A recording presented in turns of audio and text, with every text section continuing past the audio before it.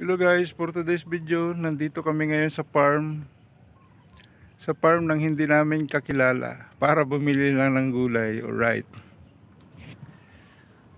So ayun guys, kung mapapansin nyo, napapaikutan o napapaligiran ako ng puro gulay yan guys.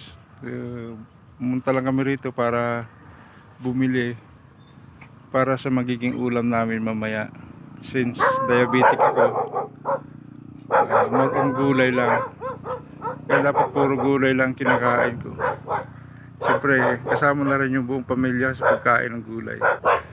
Ayan. So, ang ganda rito guys. Kung mapapansin nyo talaga. Ayun, puro sariwa dyan yung mabibili mo. Ayan, shout out sa may-ari ng farm. Sa confidential lang siya. Right. Dito to sa barangay. Ayun guys, kung makikita mo yan sa layo na yan, lahat na makikita mo yan.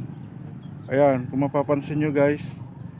So sa lawak na yan, lahat na nakikita nyo, hindi akin yan.